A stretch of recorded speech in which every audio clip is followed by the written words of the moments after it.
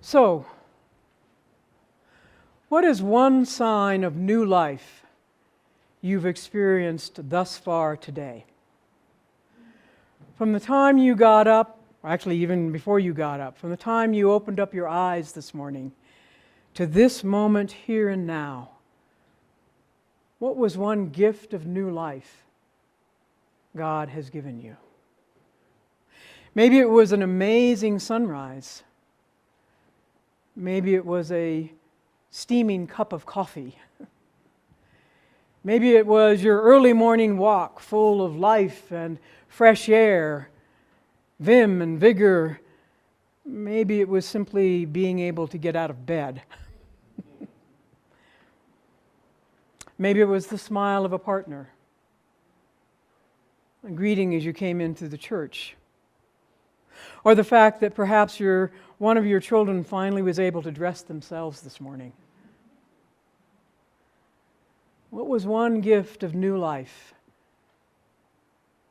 Gift of life God has already given you this morning.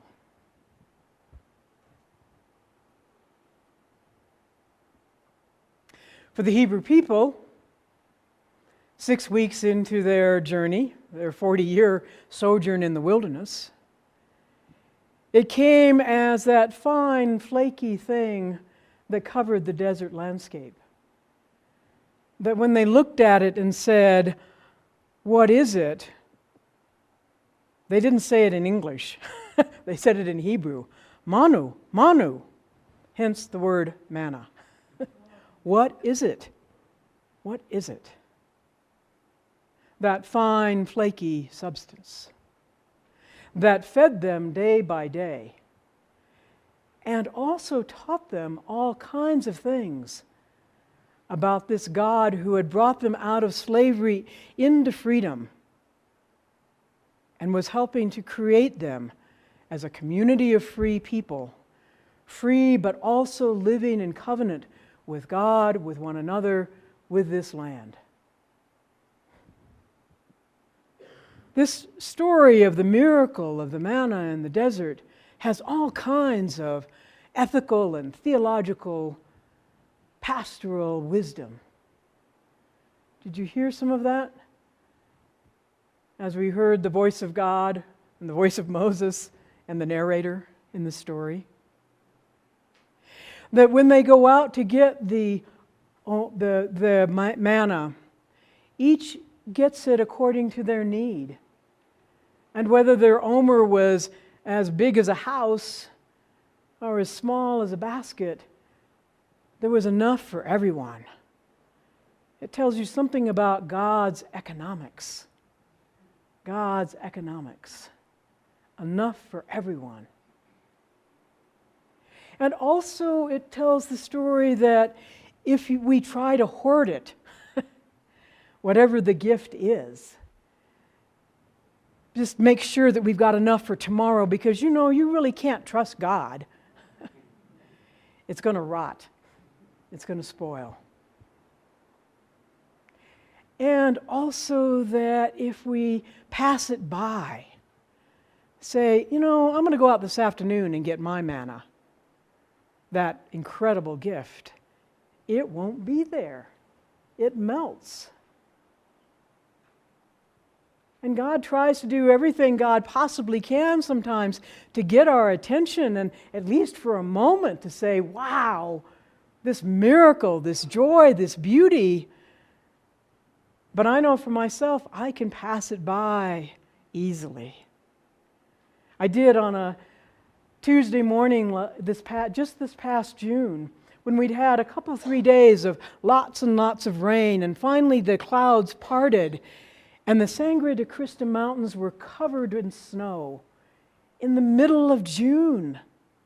And I was driving down West Alameda on my way to work, and half of my brain was saying, stop and take a picture. And the other half of my brain was saying, I've got to get work done. And I had that argument with myself all the way. And finally, the work part won out, because I said, later on, I'll get a picture. It wasn't there later on. Like manna, it had already melted.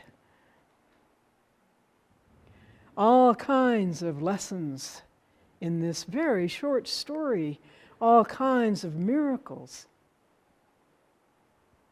And in the study group on Thursday mornings when we were considering this passage, someone in the group who has an adult son who is in his 40s but due to developmental disabilities really has the cognitive ability and such of a 7-year-old. And so therefore she and her husband have been caregivers for this man, now middle-aged, his entire life. And she reminded me and the rest of us that sometimes our lives don't always allow to take a whole lot of time for joy and beauty. And it also reminded me, and I think the rest of us, of this story where not everybody could go out and gather manna. There were children to be tended to. There were babies to be suckled. There were people who didn't have the physical ability to bend down and gather an omer of manna. And it's up to the whole community, the church community, the town community, the city, the nation, the world, to make sure that God's abundance is gathered for everyone.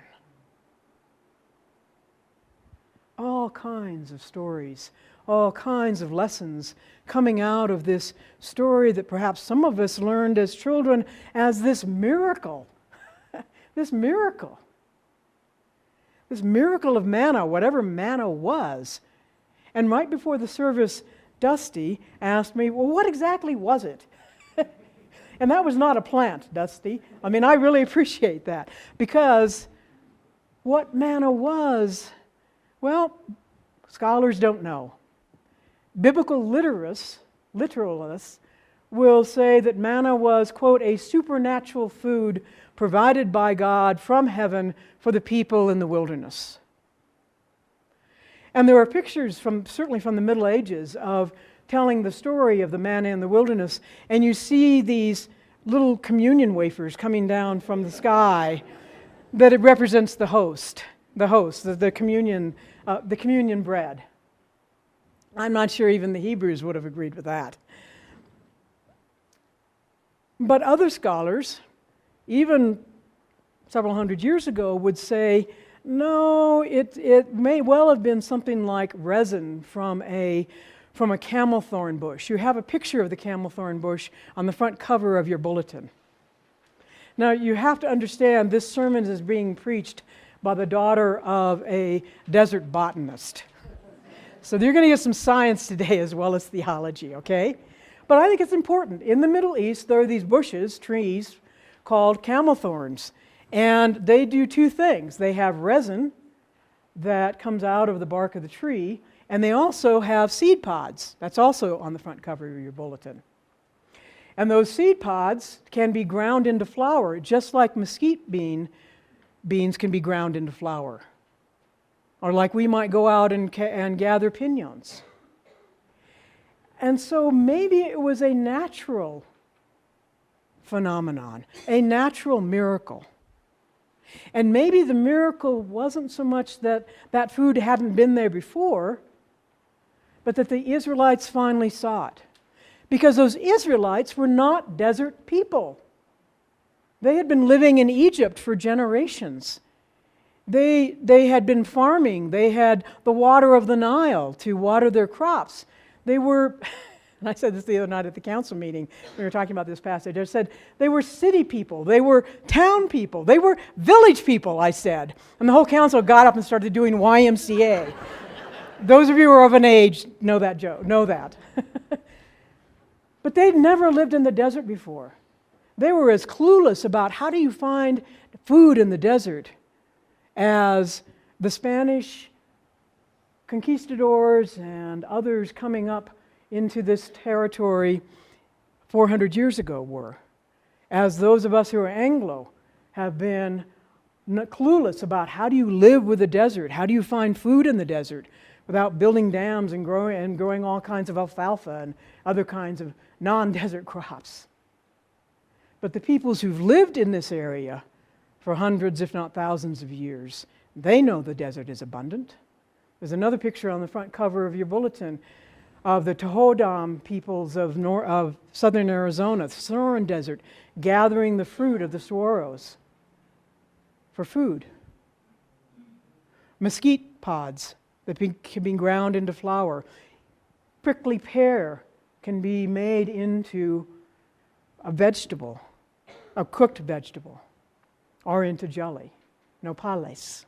It's quite a delicacy. The desert is abundant with food if we know what we're looking for. And perhaps that was the real miracle, was that God opened the eyes of these non-desert dwellers to see what was at hand, how God could feed them, not only back in Egypt and those flesh pots, those stew pots, but also even out in the desert. The God of small things.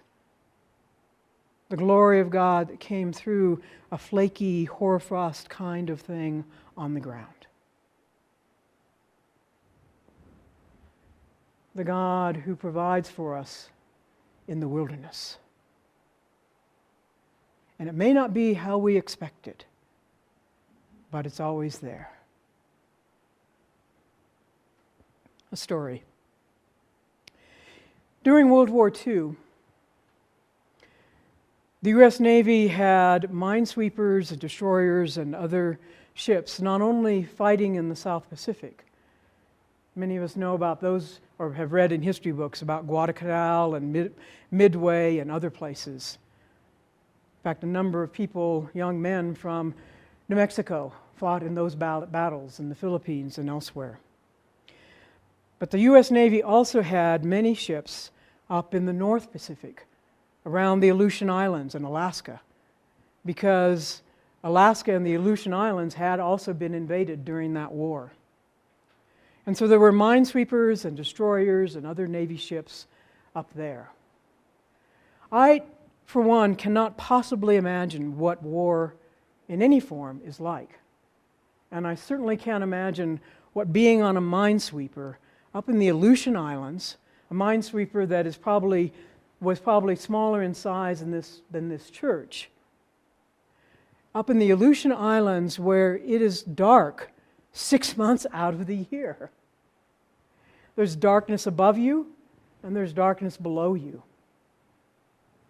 And you don't know at any given moment when your ship is going to go over some mine, and it won't be swept, but it'll blow you to kingdom come. My sense of that kind of duty is the epitome of the description of war as long periods of eternal boredom punctuated by moments of absolute terror. Ask anybody who's ever been in the military, no matter what branch, they know what you're talking about. Eternal boredom punctuated by moments of absolute terror. From 1943 to 1945, for 2.5 years, my father, Lee Arnold, was a young man stationed on one of those minesweepers. He was one of the 90-day wonders of World War II, Lieutenant J.G. He'd grown up in Southern California in San Diego, and he was an outdoor kid from the moment he was, probably from the moment he was conceived, but certainly from the moment he arrived on the scene. Because San Diego wasn't built up at the time, lots of places to roam, mountains, beaches to run along, tide pools to look at, birds in the sky, all kinds of things. I never knew him, but I remember a few years ago came across a box of pictures from his childhood that I'd never seen before. And when he was a young boy, you never saw him in a picture without some kind of animal. A dog, a kitty, a snake, a tarantula, a bird, anything that walked, flew, swam, whatever, Lee Arnold had it in his arms. No wonder that then after the war he became a biologist at the Fish and Wildlife Service. But when he was 26, 27, 28, like so many other young people of that, especially young men of that time, he was on a minesweeper in the middle of that horrific war, dealing with eternal darkness, dealing with eternal boredom, punctuated by moments of sheer terror. I don't know, because I never knew him, how he actually survived that time.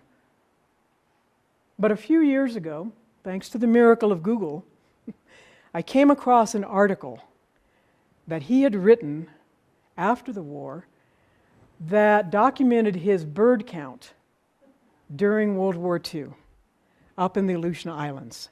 It was in the Auks, A-U-K, journal. Auks are those little birds that you find on the front cover of that bulletin. They're not much bigger than this. Not much bigger than this. And the kind of auks that he was looking at were the ones that were only found in the North Pacific. They're similar to puffins, but I'd never seen a puffin either. But they're part of the seabirds. Now there were Norwegian auks, and there was also Aleutian auks. They look slightly different. But they're very small birds.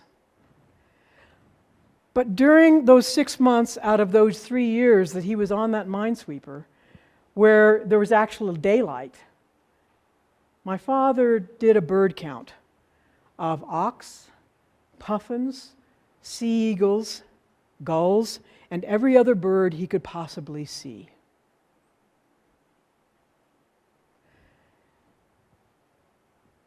I think that looking for that sign of life in those little tiny birds, every single day he could possibly see, saved his life. Saved his sanity, at least for that period of time. In the same way that those little flecks of whatever it was, that manhu, what is it, that the Hebrew people saw on the ground every single morning, saved their lives, day by day. And it was counted as the glory of God. Those little flakes, those little birds. So what sign of life have you seen, heard, smelled, touched, known since you got up this morning? Because the truth of our faith, my friends, is that even in the most desolate, wild and lonely places of our lives, the Sinai wilderness, a minesweeper in the Aleutians during a time of war, or whatever is going on in your life or the life of this world now, God does in fact give holy manna all around. Holy auks all around. Holy life all around. That's miracle enough for me. Perhaps for you. Thanks be to God. Amen.